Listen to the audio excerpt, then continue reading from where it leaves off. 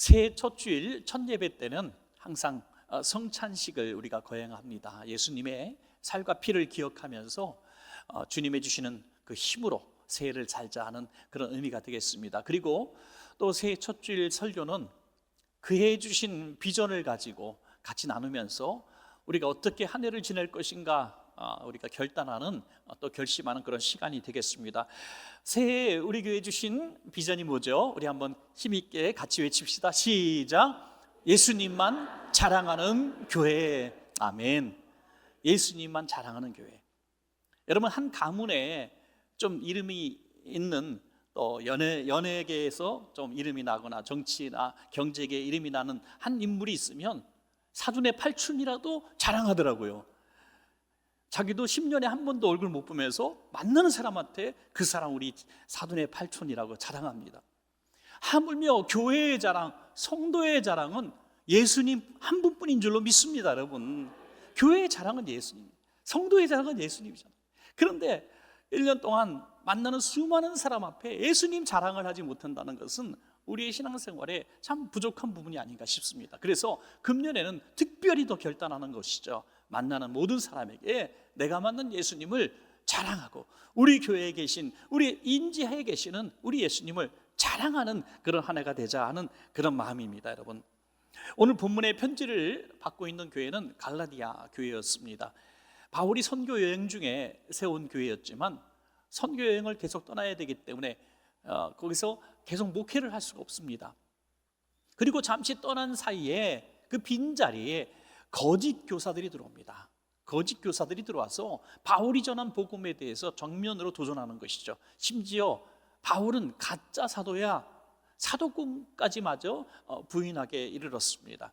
그들이 거짓 교사들이 전한 복음은 뭐냐면 거짓 복음인데요, 십자가 복음으로 예수님의 죽으심을 믿는 그 복음 하나 가지고는 구원받을 수 없다는 거예요. 그거 불충분하다는 겁니다. 그래서 우리 율법도 지켜야 되고 심지어 육신의 할례도 받아야 된다는 거예요. 할례도 받아야 구원을 받을 수 있다, 이런 말도 안 되는 말을 하고 있는 것이죠. 다시 율법으로 돌아가려는 그들의 모습, 여러분, 이건 굉장히 중요한 도전입니다. 왜냐하면 율법으로는 도저히 구원받을 수가 없습니다. 그래서 예수님이 오셔서 구원받을 수 없는 우리를 위해서 무조건적인 대속의 희생을 하셨기 때문에 우리가 그 은혜로 구원받은 줄로 믿습니다. 여러분, 그 신앙생활을 오래 하면 할수록, 연조가 더해지면 더해질수록 자꾸 우리는 율법주의로 어떤 방향이 가려고 하는 그런 시도들이 있어요. 야, 그렇게 신앙생활에서는 안 돼, 저렇게 신앙생활에서 해서 안 돼, 다른 사람을 비판합니다. 그러면서 마치 율법으로, 내가 행위로, 내가 얻은 직분으로, 내가 교회에 행한 공로로 마치 구원을 얻은 것처럼 착각하고 있는 거예요. 아닙니다. 우리는 어떻게 살아도 죄인입니다. 어떻게 살아도 구원받을 수 없습니다. 오직 예수의 피로 구원받은 줄로 믿습니다. 이것을 바울이 깨닫게 되면 너무나 지금 두려운 거예요. 너무나 분노가 끌어올랐습니다. 그래서 갈라디아서 오늘 본장을 쓰게 된 것이죠. 갈라디아서 6장 7절과 8절을 한번 읽겠습니다. 스스로 속이지 말라. 하나님은 업신여김을 받지 아니하시나니 사람이 무엇으로 심든지 그대로 거두리라. 자기의 육체를 위하여 심는 자는 육체로부터 썩어질 것을 거두고 성령을 위하여 심는 자는 성령으로부터 영생을 거두리라. 아멘. 육체는 아무것도 아니라는 거예요. 그러므로 육체를 위해서 자기의 욕심대로 사는 것, 그리고 뭔가 공로를 해서 하나님 앞에 뭔가 좀 이쁜 짓을 해가지고 내가 구원을 얻었다. 많은 이단들이 그렇잖아요. 선행으로 구원 얻는 것으로 생각을 합니다. 악한 짓은 다 하면서, 악한 짓을 하면서 선행을 좀 하면은 그것으로 구원받는 줄로 착각하는 사람들이 많다는 거죠. 기독교 신앙은 절대로 그렇지 않습니다. 육신을 위해 심으면 결국 썩어질 것들밖에 거둘 수가 없다는 거예요. 그럼 우리는 성령을 위하여 심어야 된다는 겁니다. 성령을 위하여. 그게 뭘까요? 오늘 바울이 이 율법으로 할례로 구원받는 자들에게 속지 말라고 주신 이 권면의 말씀을 하시면서 왜 갑자기 심는 이야기를 할까요? 무엇을 심든지 그 삶의 결과가 구원이냐 멸망이냐가 결정되기 때문입니다. 그러므로 우리는 영생을 위해서 심는 삶을 살아야 되는데, 그것이 뭐냐? 바로 금년에 우리 교회에 주신 비전이라 저는 그렇게 생각하는 것입니다. 그래서 두 가지, 예수님만 자랑하는 교회, 성령을 위해서 우리가 어떻게 심으며 살아갈 것인가, 딱 두 가지만 말씀을 드리겠습니다. 첫 번째는 예수님의 십자가만 자랑하는 교회가 되어야 합니다. 십자가가 뭡니까? 십자가, 날 위해서 죽으신 구속의 십자가를 자랑하는 것이죠. 갈라디아서 6장 14절입니다. 우리 한번 같이 읽겠습니다. 시작. 그러나 내게는 우리 주 예수 그리스도의 십자가 외에 결코 자랑할 것이 없으니 그리스도로 말미암아 세상이 나를 대하여 십자가에 못 박히고 내가 또한 세상을 대하여 그러하니라. 아멘. 당시에도 지금도 마찬가지입니다. 십자가 이렇게 얘기하면은 좀 불편합니다, 여러분. 당시 특별히 유대인들은 기적을 보고서 교회로 나온 사람들이 많았어요. 기적을 보면서, 병 고치는 이적을 보면서 야, 좀 신기하구나.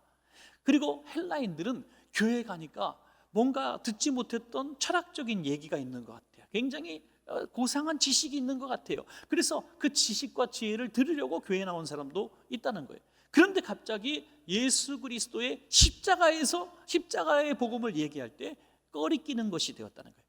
복음을 받아들이는데 장애물이 되었다는 거예요. 오늘도 마찬가지, 똑같습니다. 우리가 전도할 때 이웃에게, 예수님을 모르는 사람에게, 야, 교회 가면은 기적이 있어, 병도 고칠 수 있어, 문제가 해결될 수 있어, 마치 유대인에 바라는 것처럼 그들에게 희망을 주면 교회 한번 가볼까 하는 생각을 하게 된다는 거죠.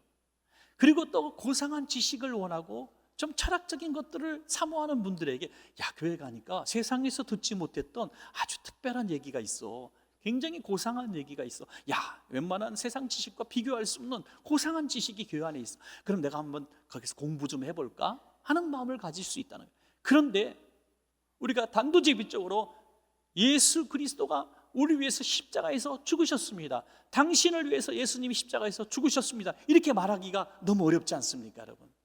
꺼리끼는 것이고 불편할 수도 있어요. 그럼에도 불구하고 사도 바울은 이렇게 선포하고 있는 거예요.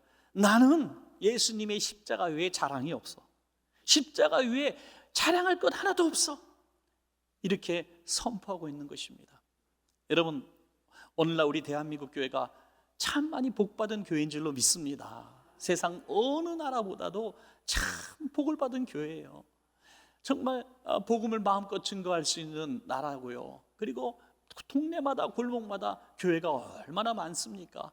그리고 아주 흔하디 흔한 분들이 목사님이에요. 정말 복음이 참 잘 들어가지 않는 나라 가면 목사님 한 번 만나는 게 너무너무 어려워요. 그래서 목사님이라고 하면은요, 막 설교 한번 해달라고 막 그러는 지역이 너무너무 많습니다. 1km, 2km 떨어진 곳에 교회가 하나도 없는 데가 너무 많아요. 그런데 우리는 목사님들을 아주 흔하게 만날 수 있습니다. 월요일날 목욕탕 가면 많이 만날 수 있습니다. 하여튼 너무너무 많다 보니까, 말씀의 홍수시대, 교회의 홍수시대다 보니까 복음이 정말 이 예수님을 자랑하는 이 메시지보다도 어떻게 하면 우리 교회가 더 행복한 교회가 될까, 우리 성도님들이 어떻게 하면 더 재미있는 신앙생활을 하게 될까, 문화적으로 또는 어떤 원하는 것들을 자꾸 주다 보니까 교회가 이런저런 자랑할 것들이 많이 생겼어요. 건물이 아름답고, 또 우리 교회는 이런 좋은 시설이 있고, 또 좋은 공부 많이 하는 목사님들, 말씀 잘 전하는 목사님도 있다 그러고요. 또 우리 교회는 이런 게 유명한 인물들도 많다 그러고, 우리 교회는 돈이 많다 그러고, 우리 교회는 이렇게 선한 일들을 많이 하고 있다는 것들, 그런 교회의 어떤 실적들을 이걸 자꾸 자랑하는 교회가 되는 거예요. 메시지도 자꾸 그건 자랑하는 메시지들이 나오게 되는 거예요. 마치 그래서 누군가 그 설교를 들으면 나 저 교회 가고 싶어 하는 마음이 들도록 자꾸 의도적으로 그렇게 설교가 되는 그런 모습들, 안타까운 모습이 있어요. 여러분, 그러다 보니까 오늘 교회가 이렇게 무기력하고 나약하고 줄어가는 교회가 된 거예요. 다시 1세기 복음으로 돌아가야 됩니다. 예수님 이름을 선포하고 예수님 이야기를 자꾸 하고 예수님만 자랑하는 그런 교회가 되어야 교회가 다시 힘을 낼 수 있는 교회가 될 수 있습니다. 여러분, 바울은 세상에 자랑할 것 다 있어요. 공부도 많이 했고요, 또 난지 8일 만에 할례까지 받은 정통 유대인이고요. 또 누구에게도 말할 수 있는 신분을 가진, 로마 신분을 가지고 시민권을 가진 사람이에요. 그런데 이 모든 것들이 예수님을 만나고 보니까 다 배설물 같다는 거예요. 그래서 나는 예수님만 자랑하겠다는 겁니다. 여러분, 왜 그렇게 됐을까요? 십자가가 없었더라면, 자기 잘난 맛에 살다가 예수 믿는 사람들을 박해하고 죽이다가 그 잘난 척하고 살다가 멸망받을 수밖에 없었던 자신을 이제 깨달았기 때문이에요.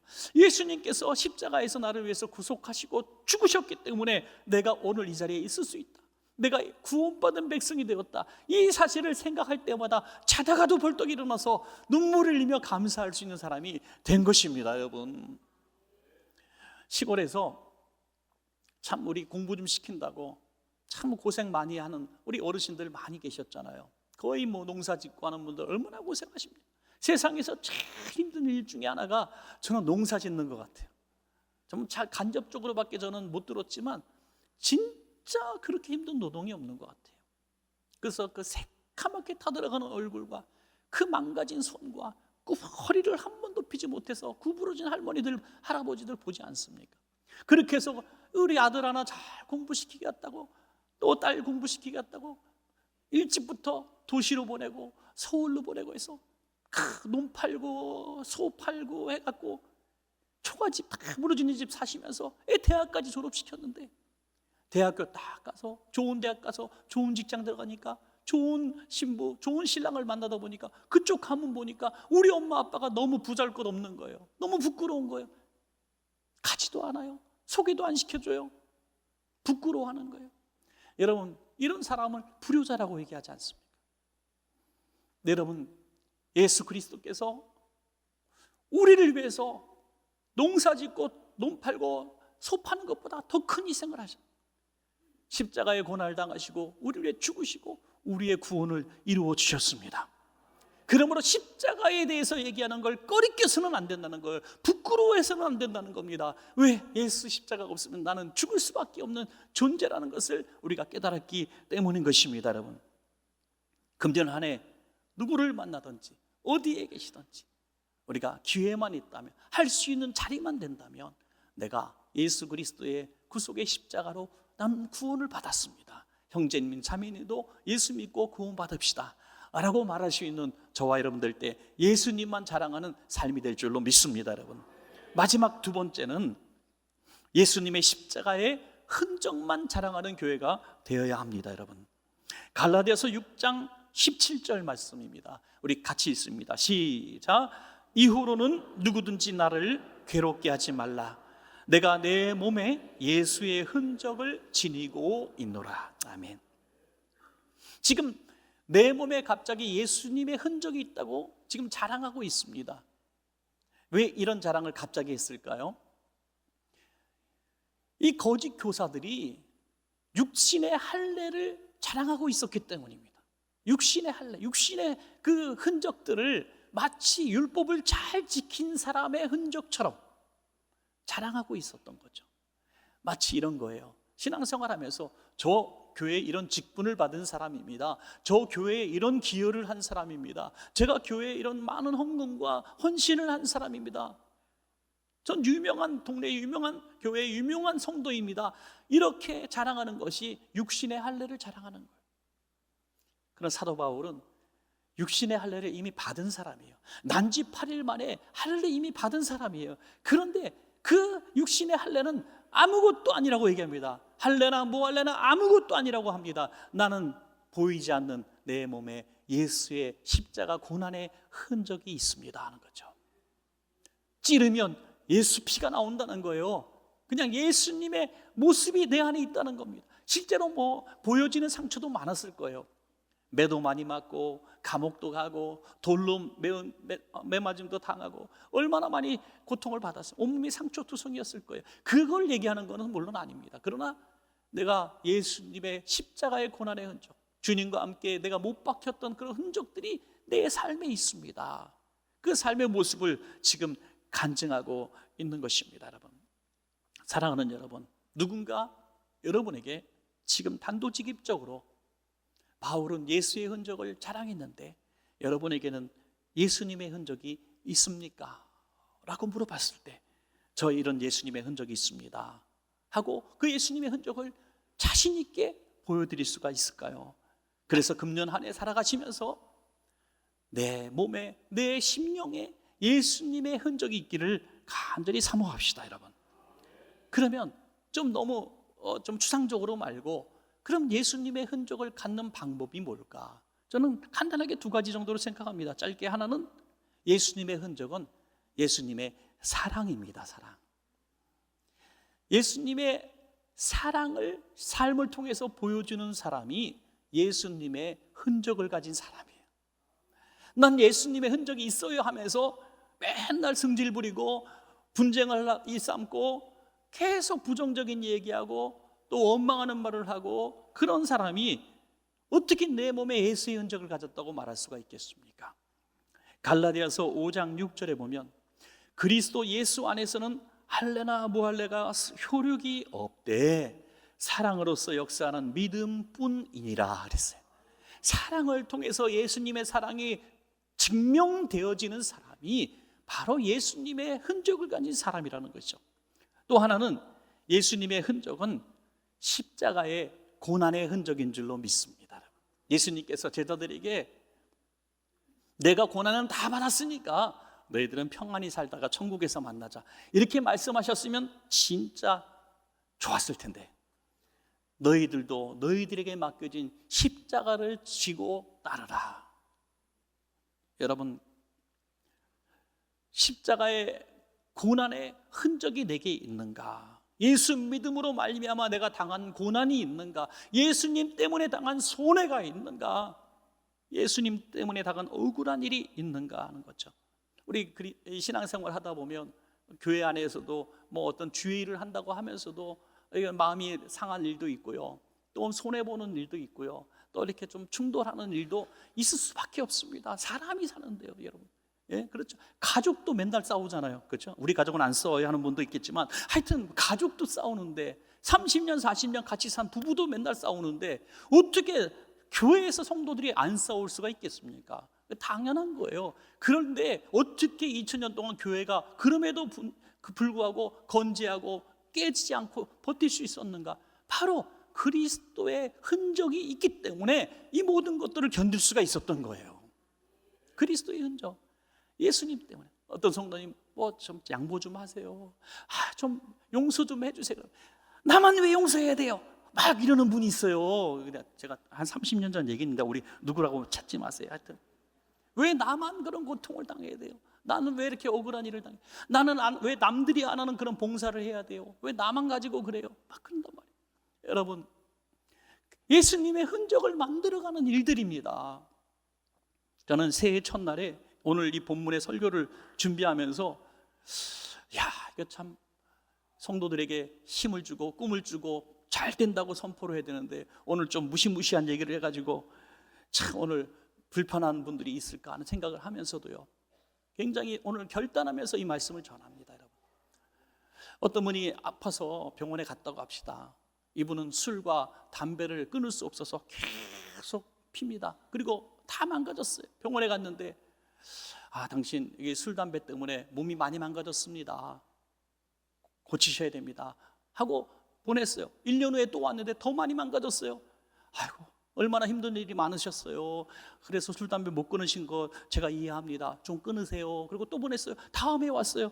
이제는 가망이 없습니다. 이럴 거 아니에요, 여러분. 그냥 의사라면서 아이고 얼마나 힘드시면 그럴까? 아유, 이해갑니다. 그래요. 뭐 사람이 사는 게 그렇죠. 뭐 그래 살다가 죽는 거지 뭐. 그러면서 그냥 조금씩 줄여가면서 피세요. 조금만 좀 절제하세요. 그리고 다음에 오면 사망입니다. 이게 정상입니까, 여러분? 이런 의사 1번, 2번 의사 책상을 치면서 당신 그러면 죽어요. 왜 말 안 들어? 작년에 그렇게 내가 말했는데 당신 왜 담배 술 못 끊어? 당신 그러면 죽어. 우리 병원 오지 마. 이게 2번. 어느 의사한테 가고 싶으세요? 2번. 할렐루야. 제가요 1번 목사가 되면 좋겠어요? 2번 목사가 되면 좋겠어요? 성도님들이요, 괜찮습니다. 지난 한 해 얼마나 힘드셨습니까? 지난 한 주 얼마나 힘드셨습니까? 아이고, 저도 눈물이 납니다. 어떻게 버티고 힘들고 또 버텨봅시다. 다음 주에 만납시다. 이렇게 해주기를 원해요? 아닙니다, 여러분. 아닙니다, 여러분. 말씀대로 삽시다. 그럼에도 불구하고 주님 뜻대로 삽시다. 내 몸에 매인 십자가 집시다. 그래서 천국에서 만납시다. 이게 옳은 게 아닐까요, 여러분? 그래서 온천교회 성도는 한 분도 빠뜨리지 않고 다 천국에서 만나게 하는 목사가 진짜 목사라면 혼나는 것도 각오하셔야죠, 여러분. 예. 그래서 사실 저도 부끄럽습니다. 저도 제 자신을 향해서 혼낼 수밖에 없는 그런 부족한 사람인 걸 압니다. 그럼에도 불구하고 금년 한 해 첫 주에 우리 한번 강하게 결단하는 거예요. 이번에 성찬식을 하는데 성찬식을 통해서도 강하게 한번 결단하는 거예요. 예수님의 살이 내 몸에 들어오고 예수님의 피가 내 몸에 들어와서 나는 이제 옛사람은 죽고 예수와 함께 살아나는 예수님의 모습을 가진, 예수님의 흔적이 내 삶을 통해서 드러나는 삶을 살리라 결단하는 거예요, 여러분. 우리 성찬 예식을 통해서 이런 신비로운 역사가 일어나게 될 때, 여러분, 금년 한 해 정말 어느 해보다도 예수님 때문에 행복한 한 해, 예수님의 보혈의 능력으로 승리하는 한 해가 될 줄로 믿습니다, 여러분.